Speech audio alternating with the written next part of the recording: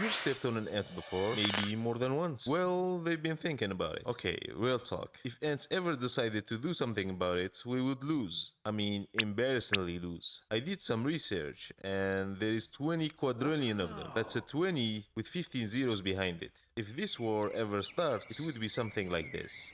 Day 1. It starts small, and colonies across every continent simultaneously change behavior. Scientists notice it first. Billions of ants abandoning their normal routines, moving in coordinated columns towards cities, farms, and homes. Within hours, the streets are covered. Within a day, they are inside everything. There is no signal to interrupt, no communication to jam. The moment one ant detects a target, it releases chemical pheromone, and instantly, millions of others know exactly where to go. No chain of command, just a wave of information spreading faster than we can react. Like I said, there is 20 quadrillion of them. That means for every human on Earth, there is 2.5 billion beside him. And they all just get the memo. People lock their doors, board up their windows, think they are safe inside. They are not. Ants don't need doors. They are already inside the walls, inside the foundation. Colonies that have been quietly living beneath homes for years. Meanwhile, they are dismantling the food supply, getting into stored grain, supermarkets, warehouses, farmlands. Some species like the leafcutter ants can strip an entire field overnight. Within days, food shortages begin across every continent. Staying indoors isn't an option anymore. We need to fight back. Governments deploy pesticides on a massive scale, crop dusters, chemical barriers, poison-based stations, and it works at first.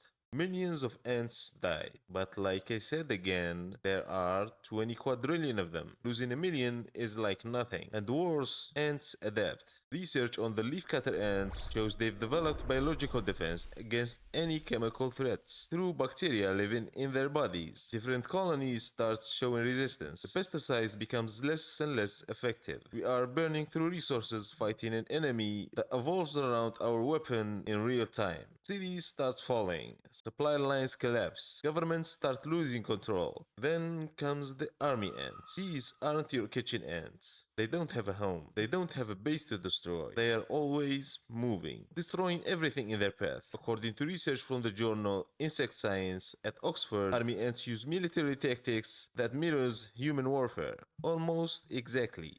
They set expendable smaller workers to the front lines to absorb damage, while their bigger soldiers stay protected. They isolate and overwhelm smaller groups one at a time. They've been doing this for millions of years. Livestock gone, infrastructures destroyed. Humans now are fighting on every front at once. With no food, no safe shelter, and an enemy that never sleeps, there has to be another option. The water. Millions of survivors rush to the coastlines, boats, ships, rafts, anything that floats. And for a while, it works. On the open ocean away from the colonies, humans start to breathe again. They fish to survive, they collect rainwater, they set up small floating communities. For the first time since war began, there's hope.